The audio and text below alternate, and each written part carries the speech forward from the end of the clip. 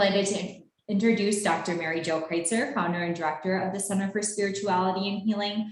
Mary Jo will be facilitating the Q&A segment and will also share some more information about our presenter. Well, good afternoon and welcome to the Bakken Center webinar series.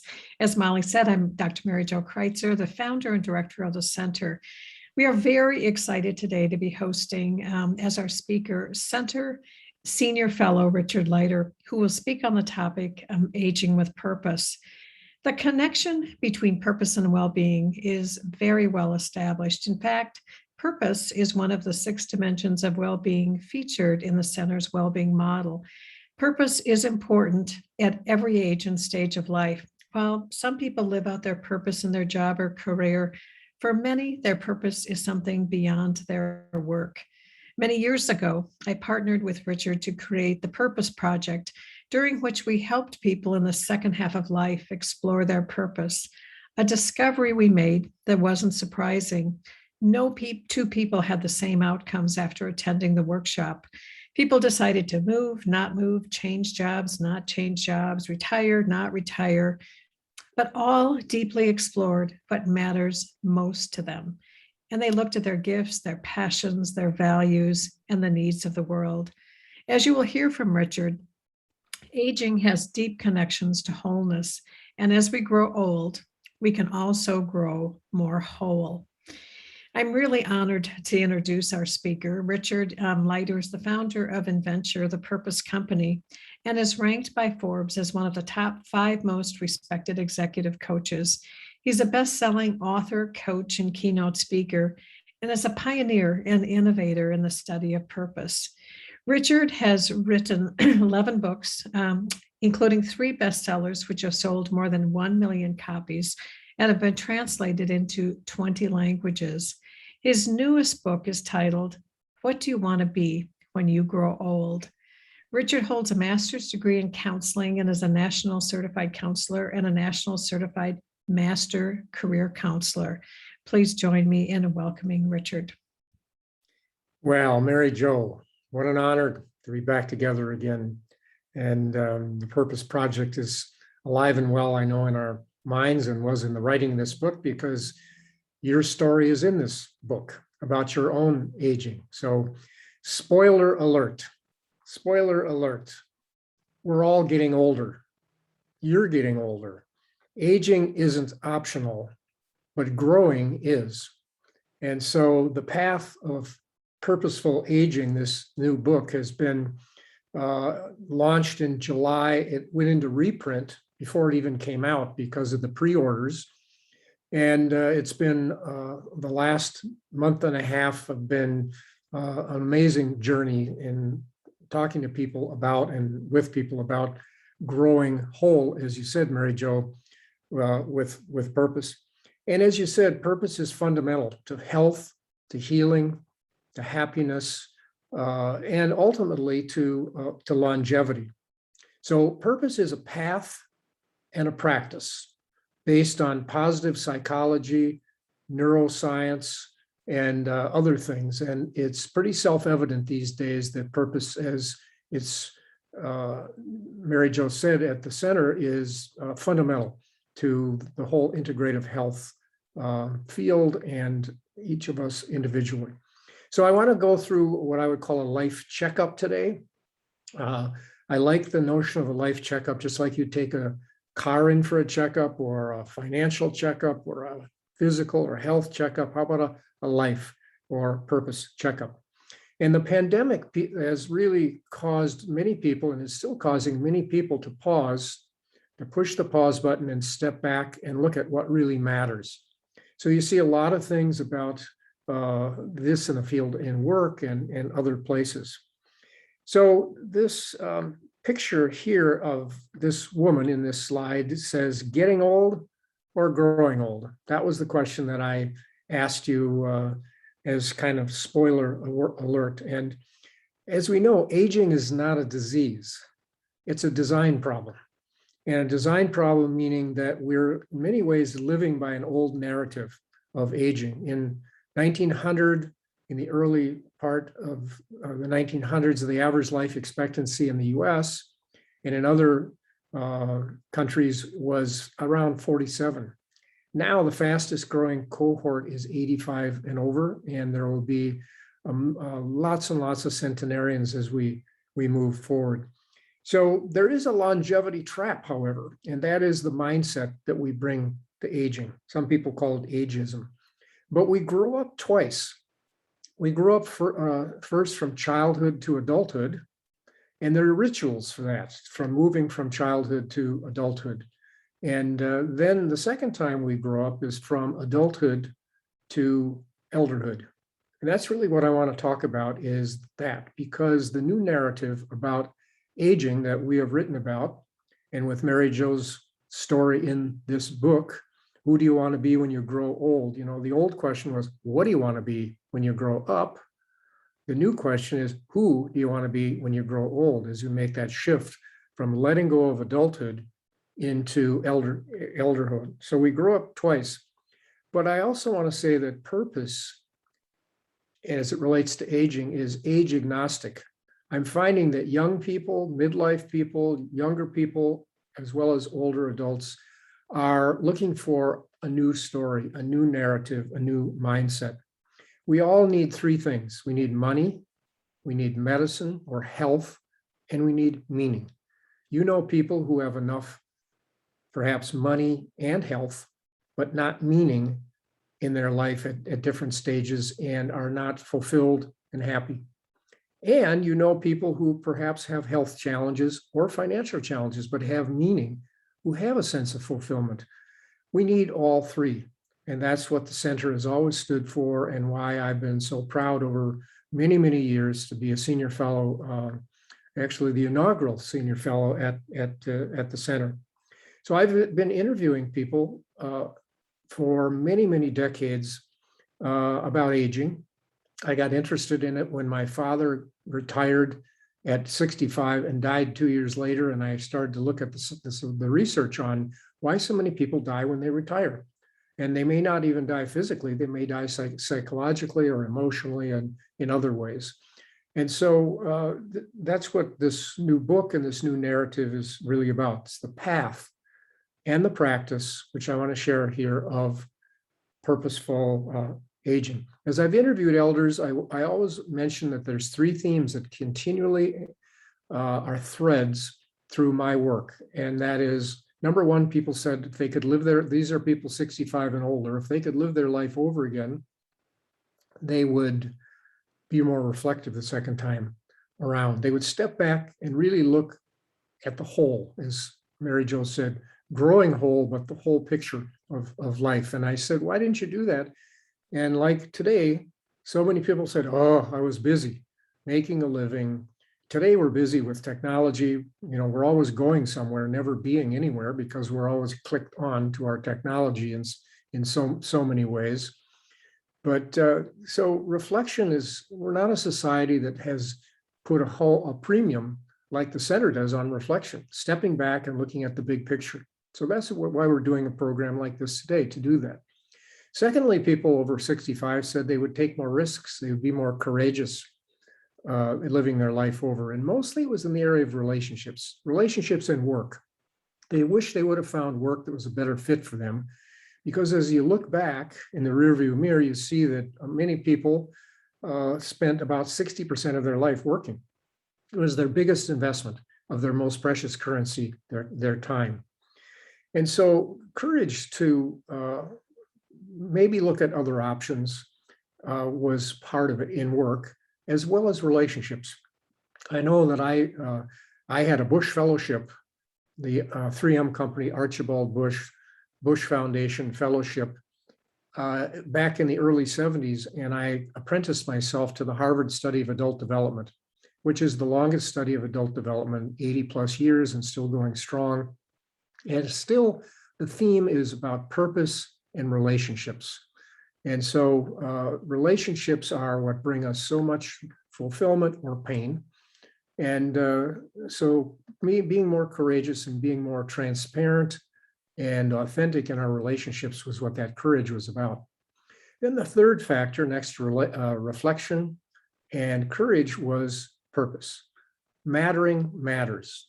have never interviewed anybody when I got to do a deep dive that didn't want their life to matter, to leave their dent, to leave their thumbprint, to somehow matter, whether it was to their family or their community or in their work world or other ways. Mattering matters. And so we all, as I said, need money, medicine, and meaning. And so I want to dig into the meaning part of it right now. So purpose with a small p in everyday life is this next slide shows you, and that is, why do you get up in the morning? I talk about purpose with a small p and purpose with a big P. And whenever I talk about purpose with a small p, there's a big sigh, particularly when I'm in the room where I can actually hear the sigh. But people say, oh, I thought I had to have a cause. Thought I had to quit my day job. I thought I had to feel bad about what I was doing and get something that was way more noble in order to have a purpose. Yes, that can happen. And that's to have a cause, and a noble purpose is noble. But my work is really about, and the center's work is about purpose with a small p. Purpose in everyday life. Purpose is a verb. Let me say it again. Purpose is a verb. It's how we act out our life on a moment-to-moment, day-to-day basis. There are 1,440 purpose moments in a day. Times to ask ourselves from the moment we wake up, why am I doing this? How am I doing this? Etc. And so if you take sleep out of that, obviously there's less purpose moments, but 1,440 purpose moments. So purpose in everyday life is not about having a purpose. It is about living purposefully out of choice in a day-to-day basis. Everyone on this Zoom is an experiment of one. We all get to make our own choices in the matter. But as E.B. White said this, he's the American essayist, and one of my favorite quotes that I'm reminded by every day with the sun rises, I arise in the morning, torn between a desire to save the world, that'd be big P, and a desire to savor the world, which could be a small p. So my purpose, big P, is to help others unlock the power of purpose. And that's become my life's work. Noble or not, that's what I would call my big P purpose. My small p purpose is to make a difference in one person's life every day, to look for a purpose moment in the course of the day, and to make an intention to activate that verb, that purpose moment every day. So what's your small p purpose? That's what I want to take a look at further here. As it says in this slide, purpose is fundamental.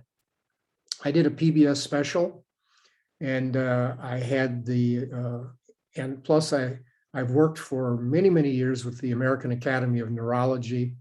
But during doing the purpose special, before doing that, I was visiting with neuroscientists in neuroscience labs. And there's a lot of surprising science that shows that purpose is self-evident. You know, every new idea, and I'm sure Mary Jo can attest to this, the center was a new idea that wasn't always, on the front burner in everybody and the university's existence like it is today. But purposes new ideas often are ridiculed, and then they become often pushback or opposition. Ultimately, they become, if they're true, they become fundamental. Purpose has become fundamental. Surprising science. Both science and faith agree. So Dr. Majid Fatoui at Johns Hopkins held this pill up for me. And I like to show this because if you're a skeptic and but where's the evidence or whatever, he held this pill up and he said, Richard, would you buy this pill? This reduces the effects of Alzheimer's to a quality of, doesn't take it away, but it reduces and increases the quality of life of people with Alzheimer's and dementia. It reduces the incidence of macroscopic stroke by as much as 41%.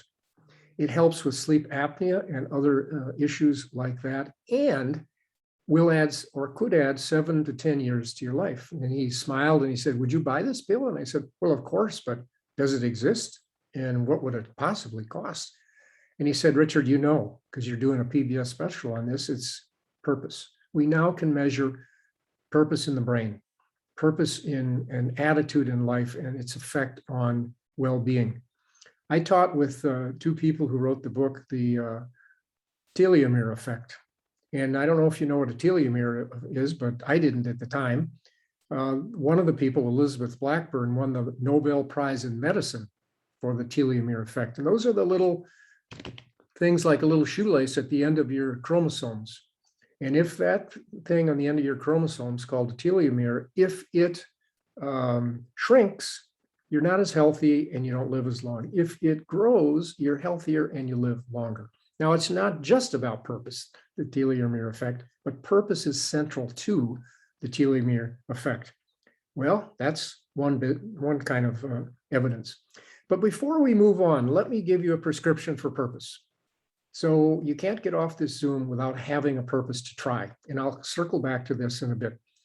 But it's the prescription that ultimately your doctor will probably say to you, whatever your name is, Sue or Molly or Bob, you need a reason to get up in the morning beyond the other things you're doing with the other factors on the center's wheel of integrative medicine. You need a why. You need a reason to get up in the morning. So here's a reason that is universal and that has been studied in depth by me and others for many, many years. It's only two words: grow and give.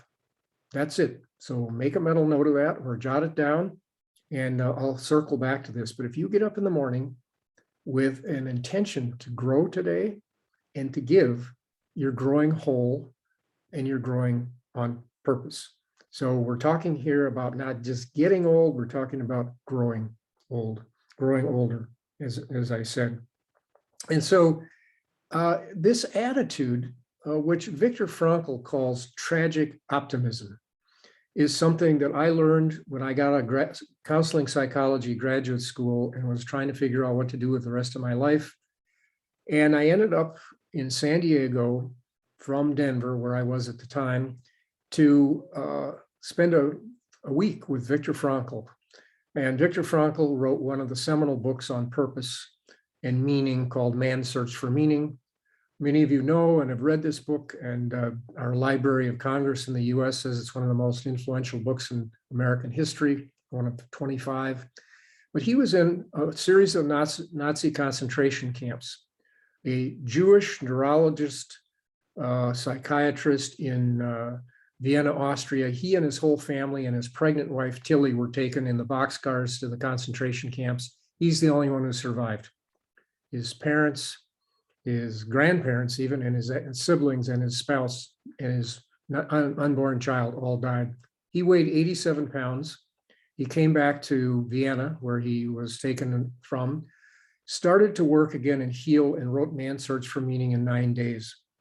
And it was a life changer for me. I'm sure you've all had fortuitous encounters in your own life, but he said the last of the human freedoms is to choose your attitude in whatever adversity you're facing. He says in any given set of circumstances, to choose one's own way.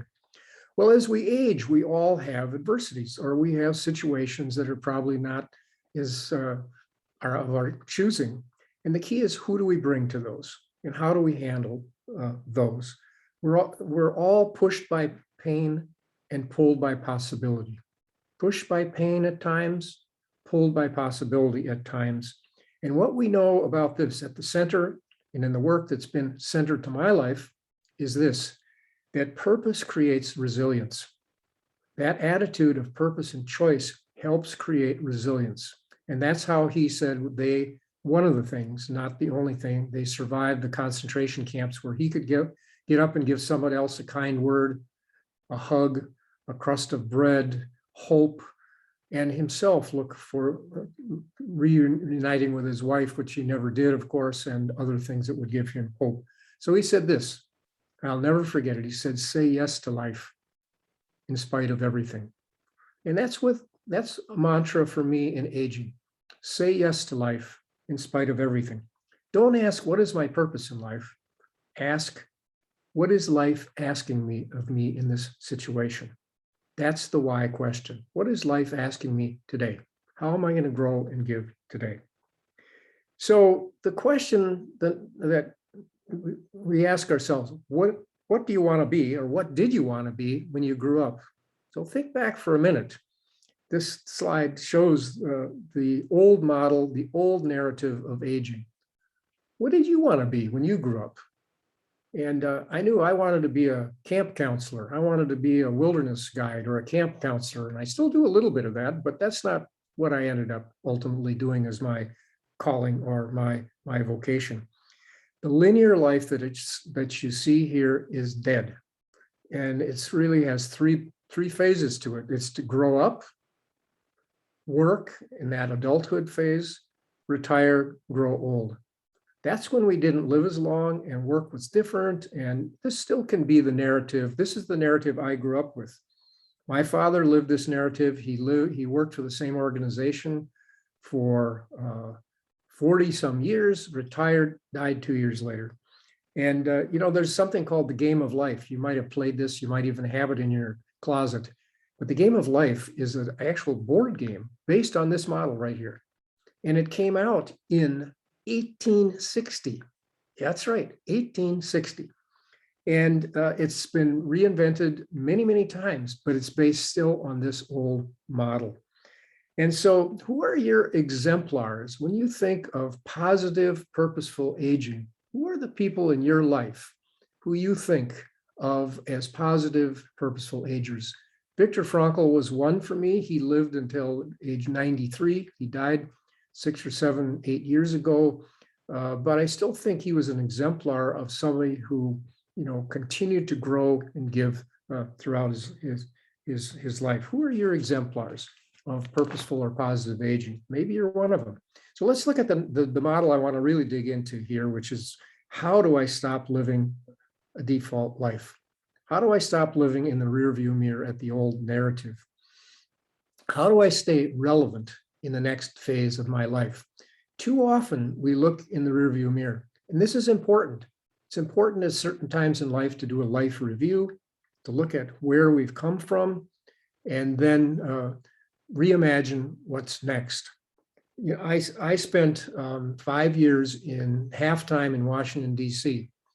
As a founding curator of the Life Reimagined Institute, which was AARP's model or a laboratory on the future of aging, and where a lot of my research came from in that 5-year period.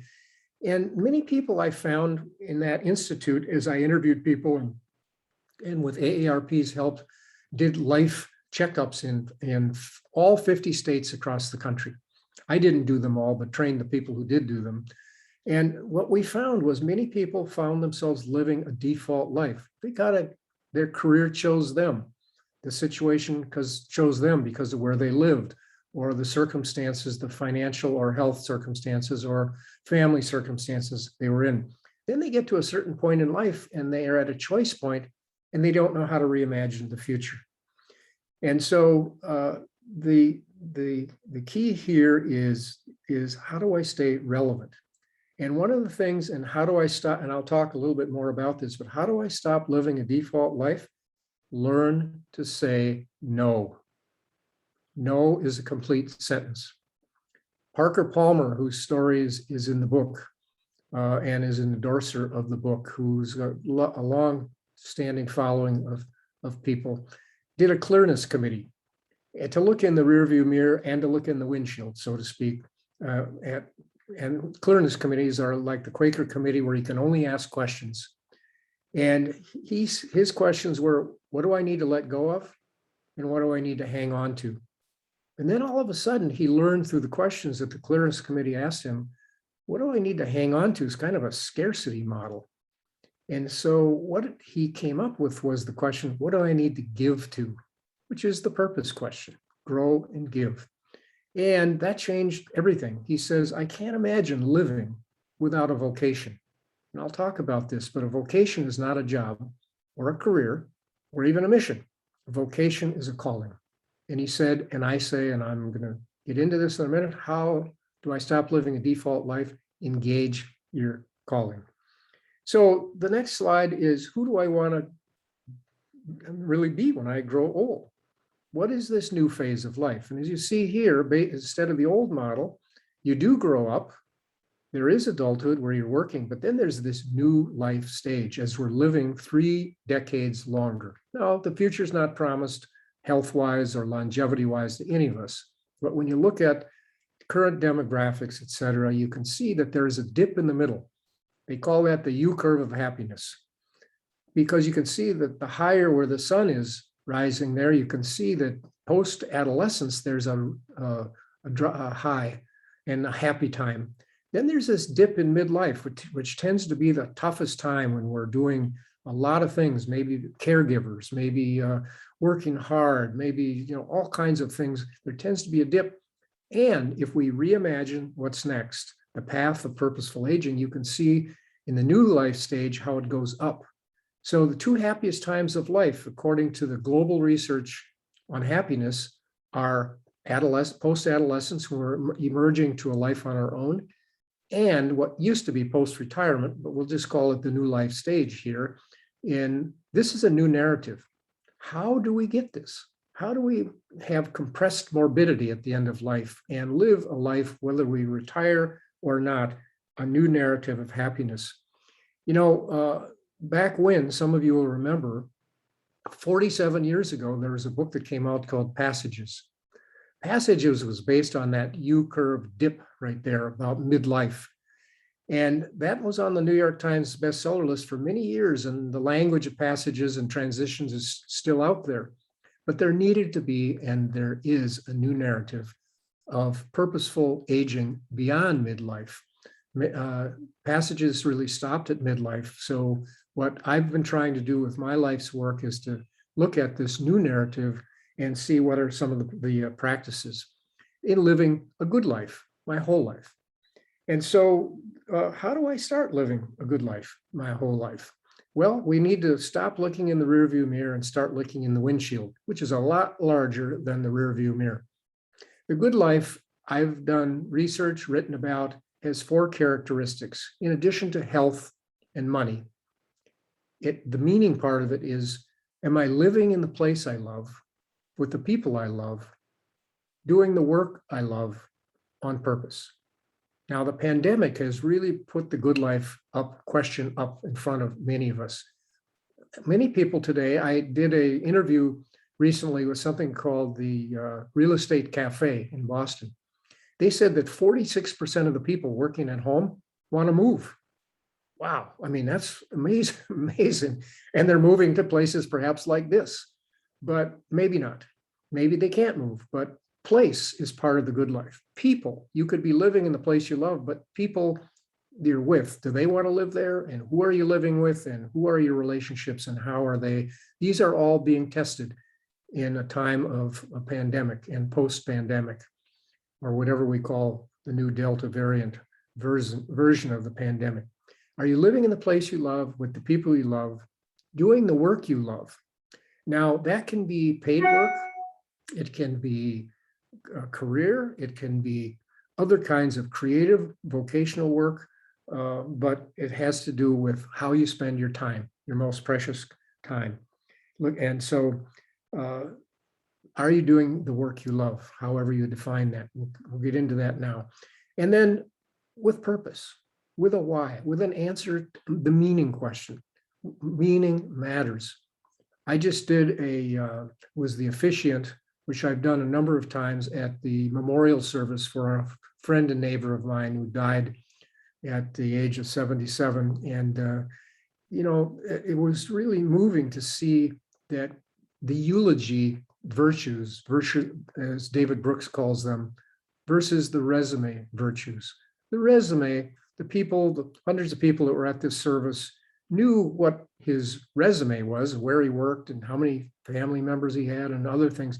What really made it emotionally and spiritually engaging was the eulogy virtues, the story that was lived out. Did this person live their own authentic version of the good life? And if so, and what was their relationship with me and us as a result of that?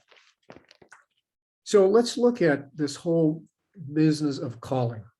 Is your calling calling? When I met Viktor Frankl, he wrote on a blackboard with chalk flying all over the place. Some of you remember blackboards or green boards with chalk, not so much anymore, but he drew this horizontal line from failure to success on the blackboard. And then he drew the vertical line from meaning or fulfillment at the top to despair, maybe even depression at the bottom.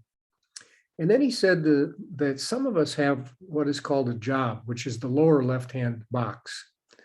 Do you have a job? Have you had a job? A job is not something that necessarily brings you up the ladder of success in terms of the outer world, nor maybe in the inner world of fulfillment. But it pays the bills, and sometimes it's the best we can do, and sometimes we have to do a couple jobs, and sometimes it's, there's a lot in that. The next thing he said is the next box is the career box. And so sometimes we move up the ladder of success, but we don't always move up the ladder of fulfillment. And so the pandemic has caused many of us to really question our job, our career, and looking at how we spend our most precious time and where we spend that time. And right now, there's a massive wave of resignations going on. Why is that? What's going on there? What is the backstory of that? Well, what Viktor Frankl said is that many times, today we call it burnout. He called it EV, existential vacuum. He said many times you find people who have a successful career, but they've reached a plateau or a time in their life where it's kind of an existential vacuum. They're bored or maybe even rusting out, not growing and giving the way that they could or might want to. Then the upper left is mission. Sometimes we have a job and a mission. We have a day job and something we do in our free time that's more on the mission side that gives our calling, gives us a sense of fulfillment, a sense of meaning in our lives. But where I want to go is the last box, which is the calling. Frankl said that what people want is success with fulfillment. Or as Chris Farrell, who wrote the book, Purpose and a Paycheck, we want both purpose and a paycheck. We need to make a living in certain ways. And so how do we turn, like the pandemic for many people, how do we turn a crisis into a calling? How do we find success, fulfillment? Because calling is not just about the job or the career or the mission. It's a cradle to grave inner urge to be relevant, to bring our gifts to bear on the world. And one of the most dangerous questions I find with people is, well, what do you do? Well, how do you answer that? What do you do?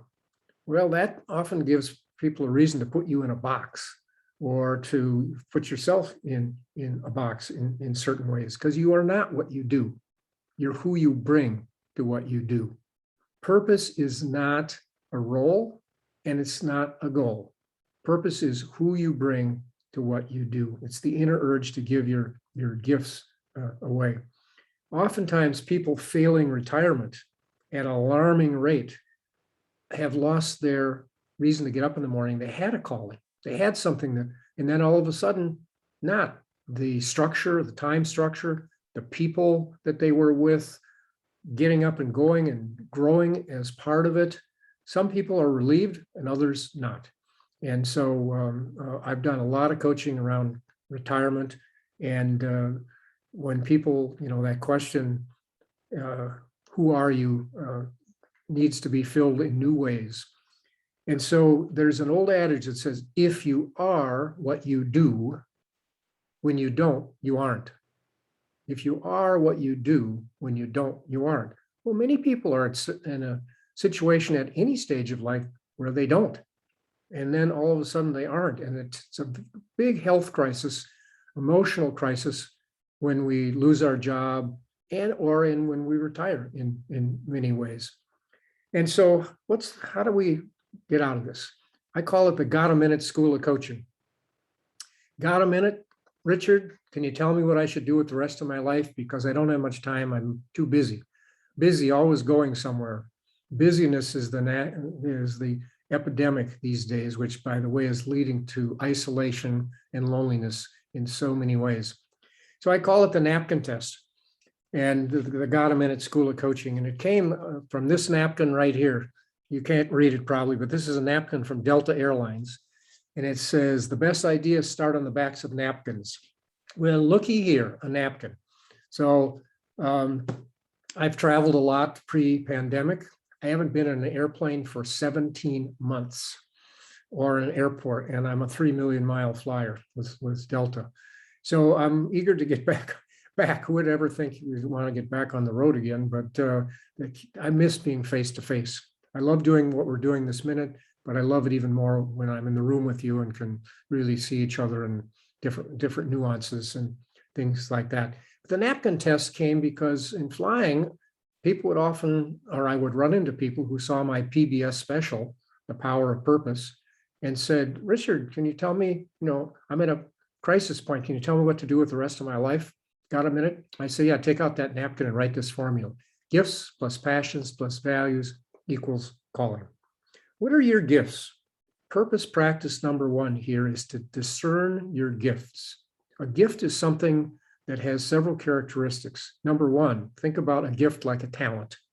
But a gift is something that you're born with. It's something that your hand turns to naturally. Number two, others see you doing it effortlessly and enjoying it. Three, you can't remember learning it. I don't know. I've been doing this my whole life. And when I ask people, how many of you raise a hand if you have brothers and sisters, and many hands go up, and I say, are your brothers and sisters' gifts the same as yours? Oh my gosh, laughter in the room.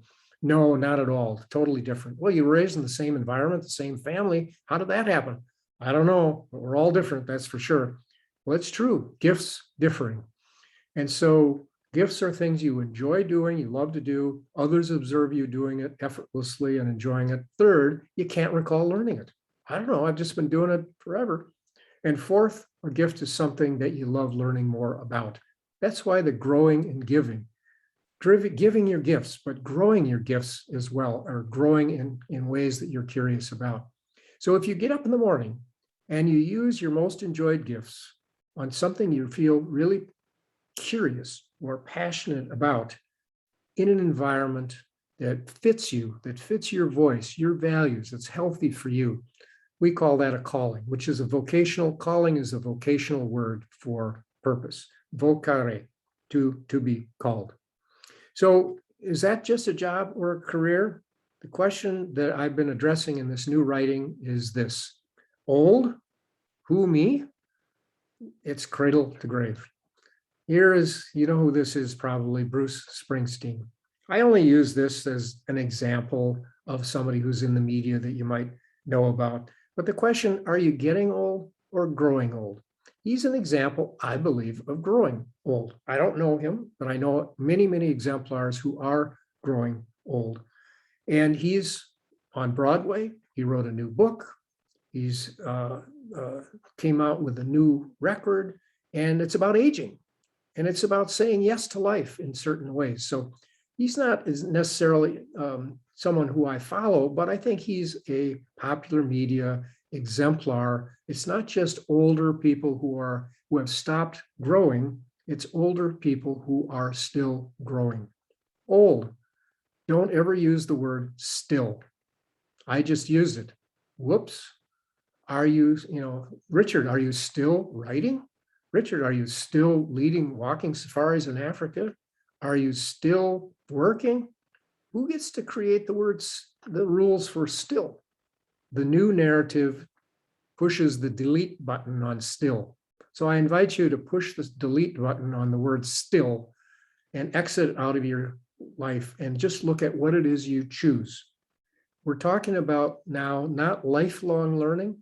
We're talking about long life learning. Are you still growing? Are you still, 1 in 3 people are struggling with retirement. They've stopped growing in many ways, and they're looking for a new call, a new calling in certain ways, a new why in life. And so unlock the power of purpose, as I said, is my big P. And my little p is to help people, myself included, grow and give every day.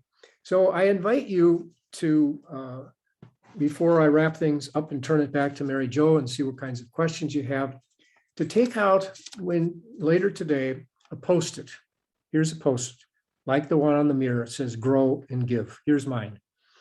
And write the words grow and give. And tomorrow morning, when you get up, ask yourself, how am I going to grow and give today?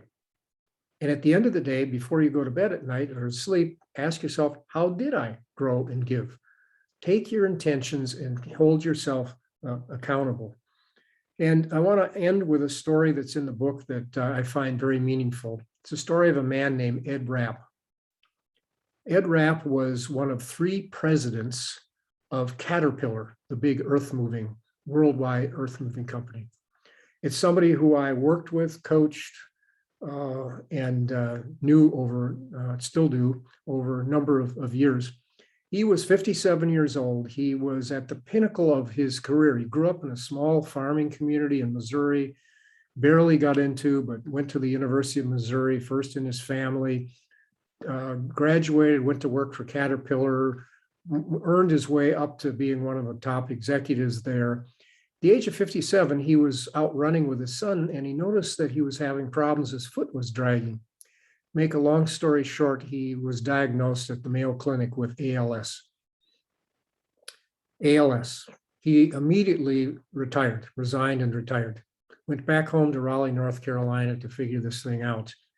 And he ended up doing 2 things. Big P, he created a foundation, ALS, Live Strong, ALS. He has raised so far $15 million for ALS research. He's become an iconic voice because of his talents and his gifts in the ALS world. He had a 5 to 7 year diagnosis, which is what you get apparently with ALS. He walks now with arm crutches. He can still ride a 3-wheel bicycle. He is doing breathing exercises. He's got a strong faith. But here's the small p here. When I talk about unlock the power of purpose, his small p, he gets up every morning at 8 a.m. Eastern time and has a conversation with someone he's never met before and will never meet in person, who was just diagnosed with ALS. He says, Richard, this gives my life so much meaning. He said to me this, he said, my mantra is, will I earn a passing grade in life? I just want to earn a passing grade in life. Even with ALS as a diagnosis, I can still live the good life, this version of the good life. I'm living in the place I love with the people I love.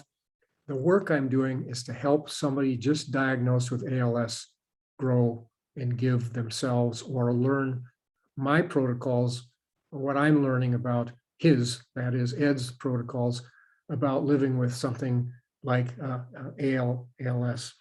So like Viktor Frankl, Ed Rapp is saying yes to life. He's getting up and saving and savoring life on a day-to-day basis. And so I invite you to ask the question, will you earn a passing grade in life? That became a whole chapter in this book. Who do you want to be when you grow old? The path of purposeful aging. The path is a path that has practices. He knows that the millions he's raising for ALS will not, he won't survive. It won't cure him, but it might cure others. But the day-to-day practice of helping others get on the path of purposeful aging and purposeful living is his calling. And so thank you for listening. And I hope you got 1 or 2 insights into your own process of who you want to be when you grow old. Mary Jo, let me turn it back to you. Thank you. Well, thank you very much, Richard. There are some great questions that have emerged. And I'm going to begin with a question that somebody's asking about, is there research on how accessing purpose plays out across society with respect to socioeconomic status, aspects of privilege, systemic health disparities? In other words, does everyone have the same opportunity to tap into purpose? Yes. You can argue this one way or another, but having sat around the fire with elders in Africa who have nothing, like hunter-gatherers who share everything and have nothing, I found they're among some of the more purposeful people. One of the stories I tell is of a man named Kampala, who was a hunter-gatherer elder in his 80s, who said, Richard, can I ask you a question? You've been asking me all these questions. So through an interpreter, translator, he said, we've been around 100,000 years. You know what the two most important days are in a Hadza, hunter-gatherer life? I said, sure, birth and death. And he was chagrined. He said, no, I mean, I thought you wrote about this and researched this. He said, birth, yes, because of infant mortality. The second most important day is how you fit into community. And our job as elders is to help youngers figure out their gifts, so to speak, how they fit into community. And I think I find some of the most purposeful people who don't have money and don't have health, but have meaning and are pillars in their own worlds in certain ways. I'm not saying it's easy, but there are choices. And this is part of the conundrum. The mystery of the path of purposeful aging is that it is a choice, but does everybody have the same choice? No, but we do have choice.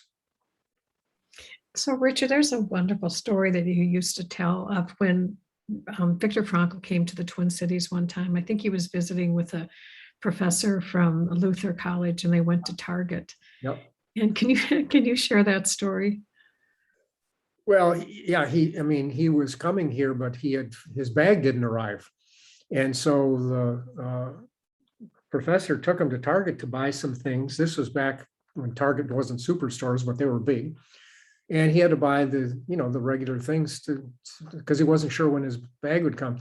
So he got up to the checkout counter, and he said that they used to have books, a book rack at the checkout counter at Target. And he saw Man's Search for Meaning, and he was beaming.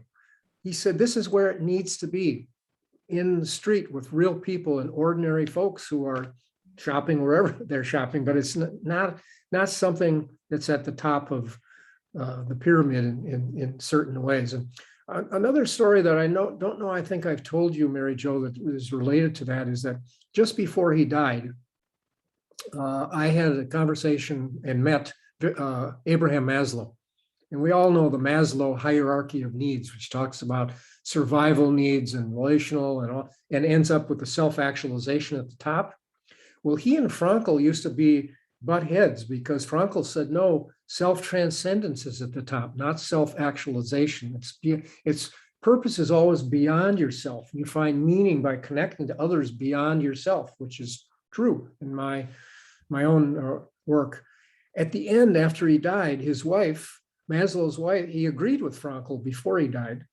And at the end, his wife came out with a book called The Farther Reaches of Human Nature, which said the pyramid does not stop at self-actualization. It stops at self-transcendence. And that can come at any age or stage or gender or financial situation. Oh, that's a great story of the connection between those two icons of human development. Yeah. Another question, can you say more about learning to say no as part of stopping leading a default life? Well, we need to decide to discern what's important and what's not important. And so when we look in the rearview mirror, we need to look at that. What do we need to let go of, say no to, and what do we need to say yes to? If, I wrote a book called Repacking Your Bags, Lighten Your Load for the Good Life. Put your bag down and look inside and see what's essential to the next phase of the journey. And one of the things I'll give as an example is a drawer test. If you look at like a drawer in your house or your apartment, your condo, where you live, if you open that drawer and you put 3 piles in front of you, 3 boxes, and you look at the next phase of your life through the windshield, what you want your life to be about, and take some things out of the drawer and say, do I need this for the next phase of my life? Nope, that goes in the no box. Do I need this for the next phase of my life? Yep, that goes in the yes box. Do I need this? Oh, I can't decide. So I'll put that in the can't decide box, and I'll look at that a year from now. And I find people who start to look at what to say yes to and what to say no to in the next phase of life, with even a simple little example like that, they end up going to a closet. And then some people sell their house. I mean, they say, it's so saying no to the tangible things to start with, the stuff, and then moving to calendar, time, how I'm spending my time, how I'm spending my money, how I'm spending my relationships. Maybe saying no to the work I'm doing. So it's not easy. And the key here is this, Mary Jo. You and I have had this conversation many, many times. Isolation is fatal. Don't go it alone. Talk to somebody on your sounding board, a committed listener, somebody who can help you. Do you really want to say no to that? Is that something maybe you should explore before saying no to it? And so in many ways, the saying no is a very powerful thing. And it doesn't mean to do it in a rude, in your face type of way. It's doing it in a reflective way.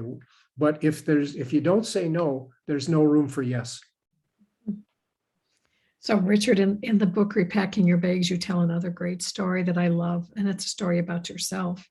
When you were trekking and with your backpack that was filled with so many things, and you were with a Hazda elder who kept kind of observing your backpack and at some point asked you what was in that backpack. And as I recall, you talked about proudly taking out all of the things. You opened the zippers and the flaps and the Velcro and took all of it out to lay out what you had brought. And then the Hazda elder asked you such an important question. Does that make you happy? Yeah.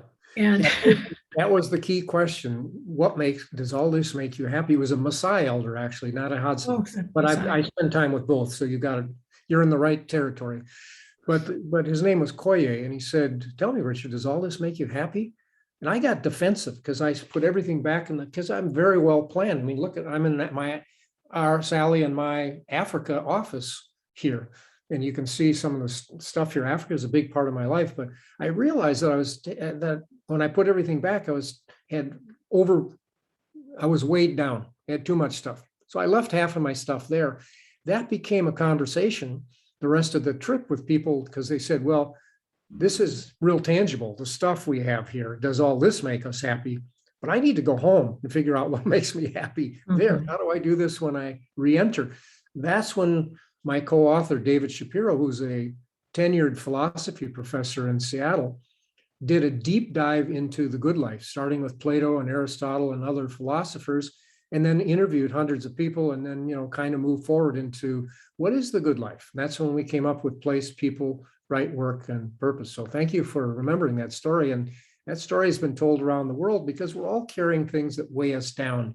And tangibly setting down, the pandemic has caused us really to put our packs down or our purses or our bags, however you define it, and look inside and say, what really needs to stay and what needs to go? What's important to me? And particularly if you face death.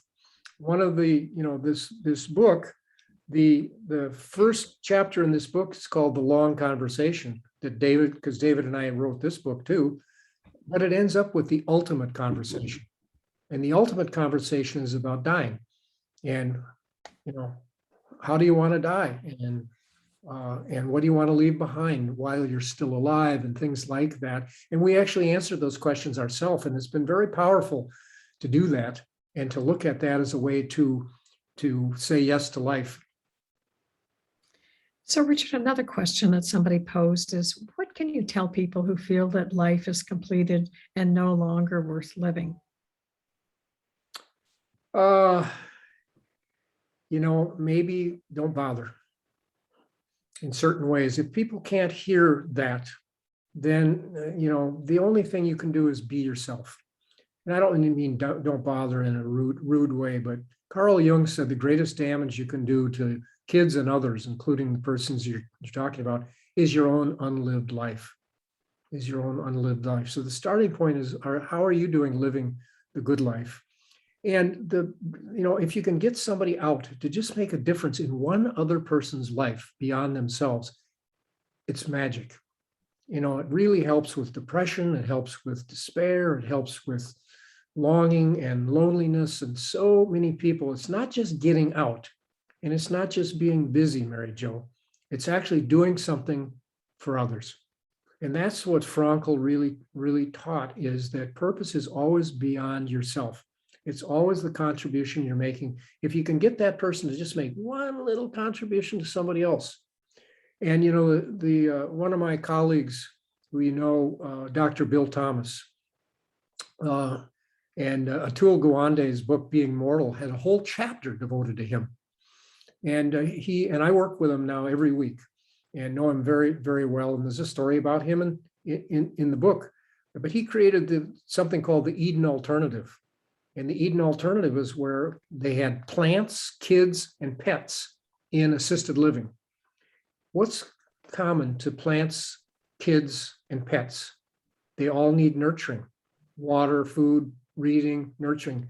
And even people with severe dementia who got up to read to a kid, water a plant, or pet a dog or a cat or something like that, did better than the other people who didn't. And that was very measurable. So if you can get somebody to water a plant, read a kid to a kid, or do something, that's an example that's been very well measured. Actually, Richard, you kind of answered this question. Somebody wrote, please comment on how to help an older person who is experiencing sadness and or regret because of their feeling of lack of purpose or meaning in a way they're living their life. And so I think the advice that you just gave, I think really fits perfectly for that. Could you speak to the importance of integrating rituals into our lives as a way to reflect upon our purpose and to integrate this into our life? And are there some rituals that you have? Well, I think I look at daily rituals as opposed to big transition rituals, but I think we need both. It used to be the metaphor of retirement was the gold watch ritual and the retirement party and all of that. And if you ever want to see that played out beautifully in the movie The Intern with Robert De Niro, that's a great example of the old ritual and then the new ritual of becoming a mentor. And so one of the rituals is the daily practice. One for me is what I call the golden hour. I have a ritual every morning where I do a contemplative reading and writing, because I love to write, and I write by hand, and I read and I think, and I did it this morning as well. And so we all have daily rituals, but it's for the sake of what? And for me, it's for the sake of purpose, because I'm passionate about and curious about purpose. So I think rituals should be about what you're curious about and fit into areas that you have a curiosity, not just ones that are somebody else is doing because it works for them. So I think we have big rituals and need those kinds of they call one ritual that Chip Connolly in story in the book calls the great midlife edit. The great midlife edit, the ritual of what are you gonna, it's kind of like unpacking or those kind. The great midlife edit is what do you need to edit out of your life and what is the new script that you need to write. So that could be a ritual for moving into retirement. So Richard, the last question I'm going to propose, you talked about how isolation is fatal, and it's really important to figure out how to have meaningful conversations with people. And this one person writes, after a lifetime of self-reflection, I now at 68 have more frustration in finding individuals who enjoy sharing personal reflections. How can one easily pull out some interaction out of someone? Oh, that is a huge question that the Harvard Study of Adult Development's been studying for 80 years. I think the key is to look for, first of all, a committed listener, somebody who gets you and practices faith. And what if you don't have one of those? Well, the place to go is to your curiosity. Usually find people who are like curious-minded like you are. And it could be through an avocation or a hobby or some place where you find people who have the same desire for relevance that you do. Not an easy question to answer at all, but without a committed listener, isolation is fatal. Well, thank you so much, Richard. On January 12th, the center will be hosting a book club conversation with Richard. We'll send you a link with registration and more information in the post-webinar email. I want to acknowledge and thank all of our staff at the Bakken Center who helped make today's webinar possible. And we hope that you'll join us for our next webinar on October 20th, which is part of our Wellbeing series and features Andrew Williams, who is the Diversity, Equity, and Inclusion Director at the Hazelton Betty Ford. Thanks again, Richard. I hope you get a chance to look at the chat because there's many, many wonderful comments about how meaningful this webinar was today. Thank you all for being with us today. Thank you, Mary Jo, very much.